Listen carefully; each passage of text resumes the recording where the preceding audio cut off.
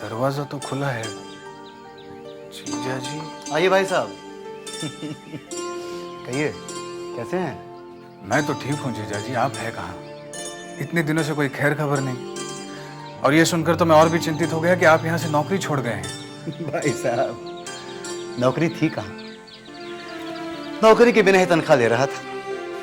मैं यही कहने गया था मजले बाबू से कि मैं हवेली छोड़ के जा रहा हूँ, तो बोले कहीं जाने की जरूरत नहीं है, यहीं रहो। कल अगर हमारे बच्चे यहाँ आ गए तो उन्हें पढ़ाएगा कौन? हवेली के इन बच्चों को अपनी अय्याशियों से फुर्सत मिले तब पढ़ेंगे ना। जीजा जी, सुना है आज प्रलय की रात है, सब खत्म हो जाएगा। भाई साहब, आप इन बातों पे विश्वास करते हैं? हाँ? देखिए, ज्ञान के ऊपर भी विज्ञान है। हमारे गुरु परमहंस देव कहते हैं कि जिसने दूध की केवल बात सुनी है वो अज्ञानी है, और जिसने दूध को देखा है वो ज्ञानी है, और जो दूध पीकर तंदुरुस्त हो गया है वो विज्ञानी है। कुछ नहीं होने वाला। वो हाँ, आपकी एक चिट्ठी आई है भाई साहब, देख लेना। मैं चलता हूँ। और हाँ, वापस आने का कोई भरोसा नहीं, प्रलय की रात है ना।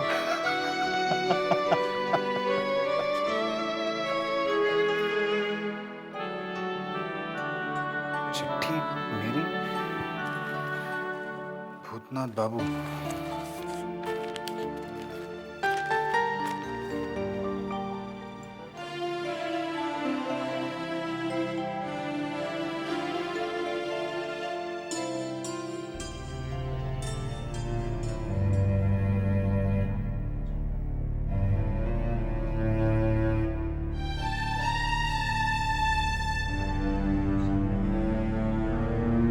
ज्ञान मंतम सुविनय बाबू।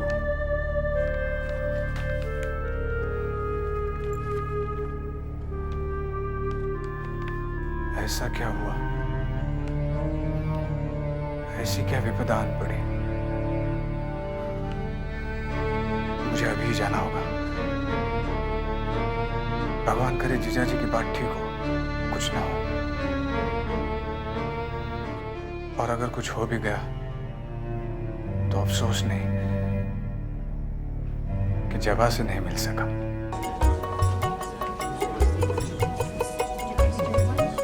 भाई साहब।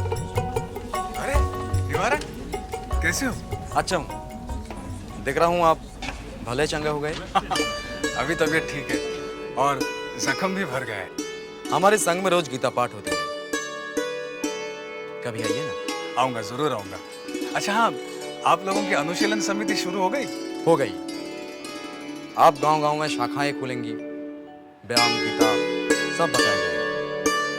आप आएंगे तो आपको सब बताऊंगा। आऊंगा, किसी दिन जरूर आऊंगा। अच्छा चलता हूँ, जाना है। नमस्ते। नमस्ते।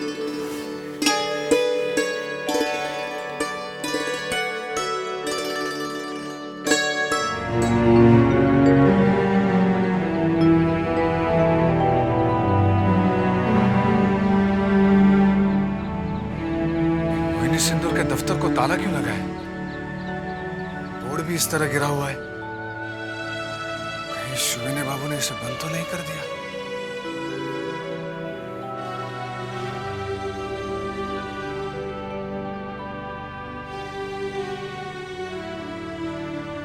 अरे भूतनाथ बाबू, आप?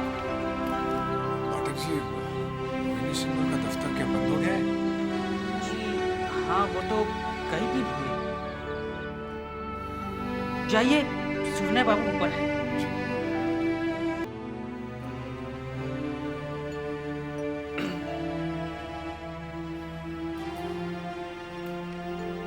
तो आ गए तुम।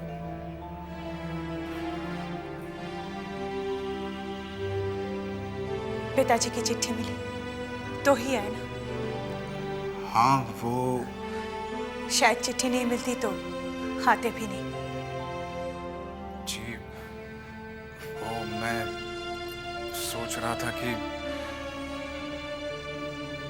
मेरे लिए इस घर के दरवाजे हमेशा के लिए बंद हो चुके हैं।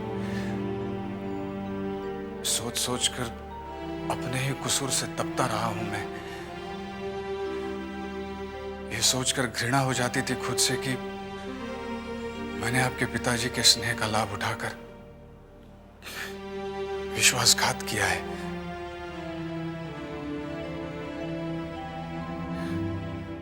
लेकिन एक चिट्ठी ने मेरे आने के सारे रास्ते खोल दिए। मुझे आपसे क्षमा याचना का मौका दे दिया।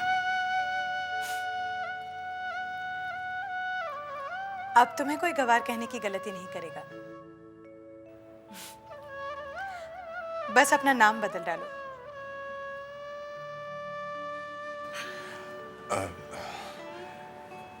शुविनय बाबू ने मुझे किस लिए बुलाया है? अपने ही किसी काम से।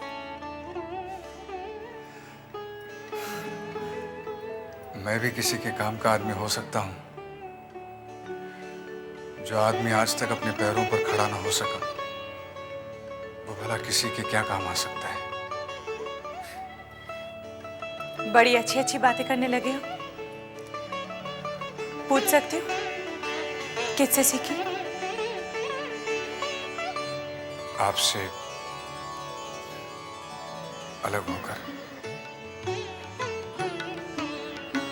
जब आप मुझे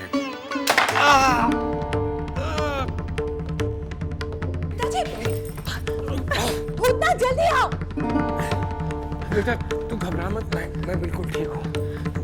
मैंने भूतनाथ की आवाज सुनी तो देखने के लिए उठा तो अचानक मैं गिर गया। मैं डॉक्टर को बुला कर लाता हूँ। आपको उठने की क्या जरूरत है पिताजी? भूतनाथ बाबू कहाँ चले गए? डॉक्टर बाबू को बुलाने गए। डॉक्टर की क्या जरूरत, यूं ही चक्कर सा आ गया था, वरना मैं बिल्कुल ठीक हूँ। पिताजी आपको आराम की जरूरत है, बिल्कुल बातें मत कीजिए। ठीक है, तो भूतनाथ बाबू आए तो मेरे पास भेज दे। भेज दूंगी, अभी आप आराम कीजिए।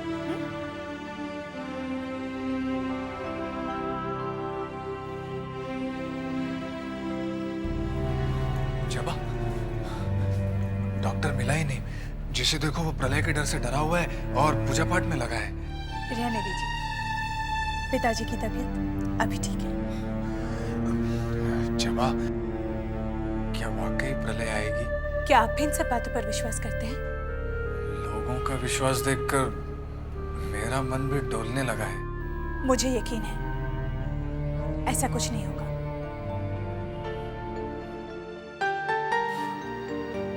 पिताजी आपके लिए इंतजार कर रहे हैं। चले?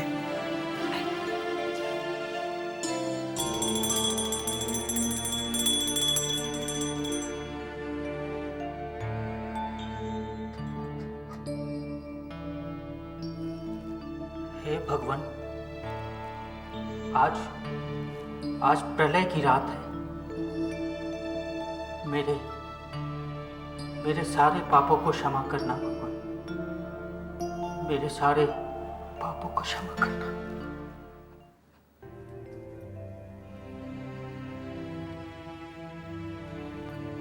पिताजी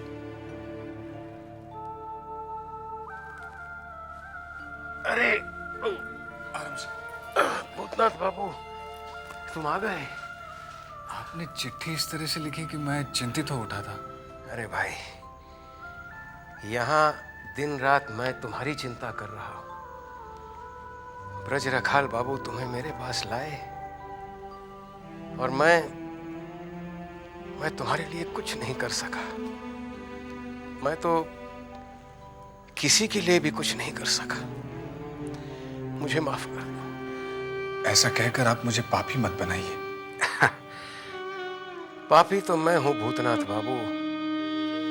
मैंने सबके साथ अन्याय किया है, तुम्हारे साथ, समाज के साथ, संसार के साथ,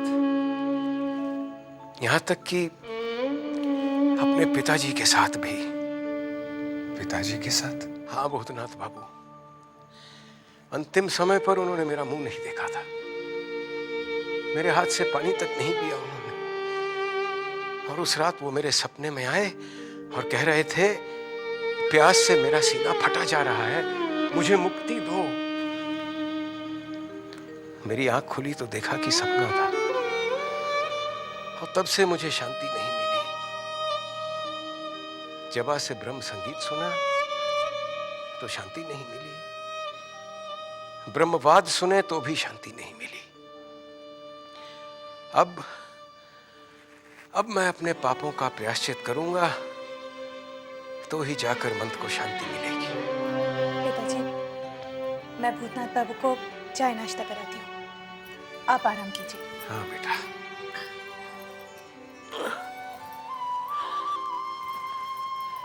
आइए। जी मैं आता हूँ। अच्छा,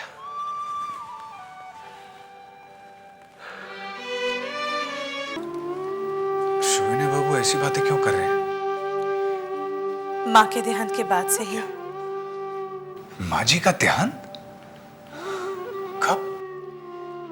तुम्हारे यहाँ से जाने के कुछ ही दिन बाद, जिस दिन पिताजी ने अपने पिताजी को सपने में देखा, उसी दिन सुबह माँ की तबीयत इतनी बिगड़ गई कि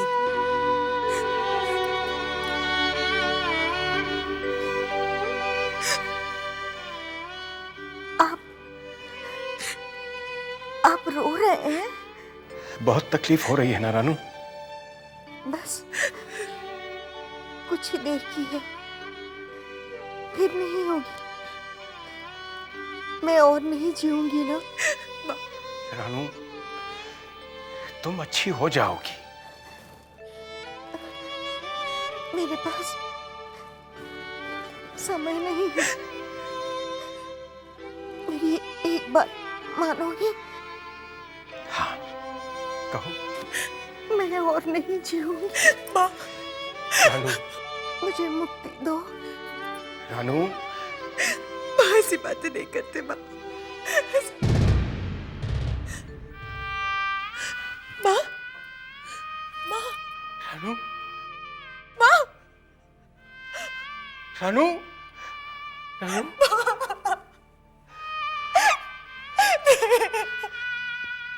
रानू,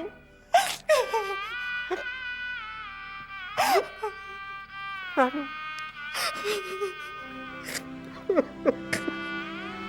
उस दिन के बाद पिताजी ने मोहिनी सिंदूर का बोर्ड उतार फेंका और सबको चिट्ठी लिख डाली।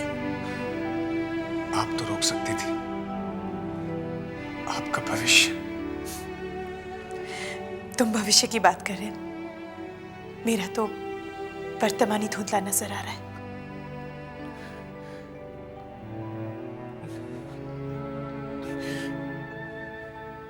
मैं चलूं? पिताजी से नहीं मिलोगे? नहीं, मिलूंगा तो फिर ऐसी बातें करके अपने आप को दुख पहुंचाएंगे। मैं चलता हूं। बुलाने के लिए फिर से चिट्ठी तो नहीं लिखनी पड़ेगी? नहीं, मैं आऊंगा। चलता हूं।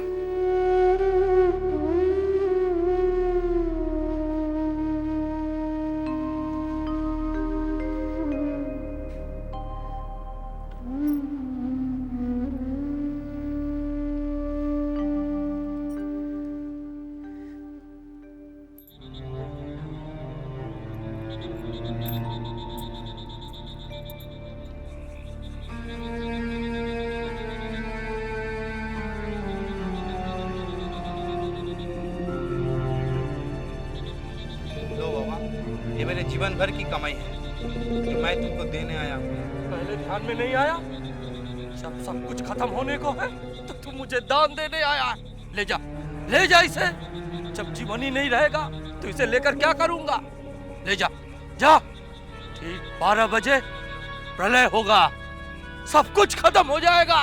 जा ले जा जा जा, यहाँ से भाग जा, भाग यहाँ से। आज मैं अपने गांव में होता तो कितना अच्छा होता। मेरे सारे पुरखों की मौत उसी गांव में हुई है, मेरी भी हो जाती। लोचन भैया, ये जो मधुसूदन है ना, ये बहुत बड़ा नमक हराम निकला। अरे जब हमारी पूरी जिंदगी हवेली में बीती है तो हम तो यही मरेंगे और का। बिल्कुल ठीक, तुमने एकदम सही बात कही है बंसी भैया। कैसे हैं आप लोग? आइए मोती बाबू आइए। भाई मैं तो घर पर कह ही आया हूँ, सब लोग एक ही कमरे में सोएं। मगर प्रलय की रात नींद किसे आती है? मैंने भी घर वालों से कह दिया भाई, तुमसे ज्यादा समय मैंने हवेली में बिताया है, तो फिर वहीं जाकर मारेंगे क्यों नहीं? अरे भाई पहले रूपलाल ठाकुर को तो आने दीजिए। प्रलय जब आनी है तो हम सब दोस्त जुदा क्यों रहे, साथ साथ क्यों न मरे? मझले बाबू, रूपलाल अपने दोस्तों के बिना कैसे मर सकता है? जब साथ जिए हैं तो साथ ही मरेंगे। आज की शाम मजले बाबू ने कुछ खास इंतजाम किए हैं। अरे भाई क्यों न करें, हमारा मानना है कि कोई भी इच्छा जो है वो अधूरी नहीं रहनी चाहिए, है? इसलिए हमने शरबत, शराब और भांग के साथ मुजरे के लिए खास तौर से मुन्नी बाई को बुलाया। ऐसे में तो मरने का भी कोई गम नहीं होगा मजले बाबू। क्या बात है, क्या बात। अब बातों ही बातों में समय नष्ट मत कीजिए, चलिए हम अपनी जिंदगी के आखिरी लम्हे को पूरी तरह जी लें।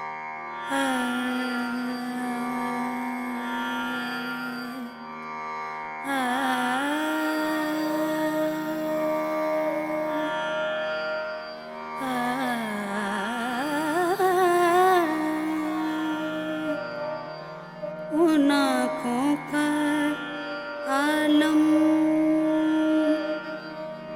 गुलाबी गुलाबी, उन आँखों का आलम गुलाबी गुलाबी, मेरे दिल का आलम, मेरे दिल का आलम, शराबी शराबी, उन आँखों का आलम।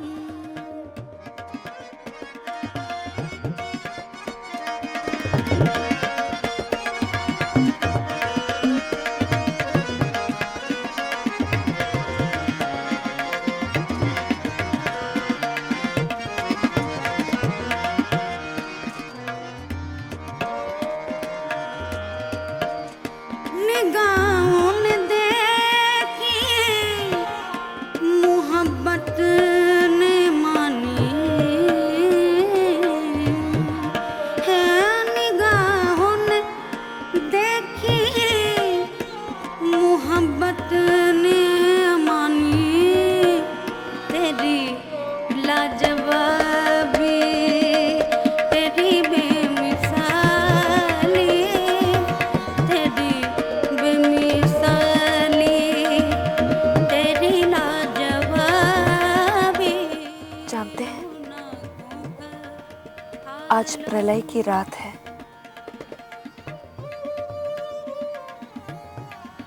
मगर मुझे जरा सा भी डर नहीं।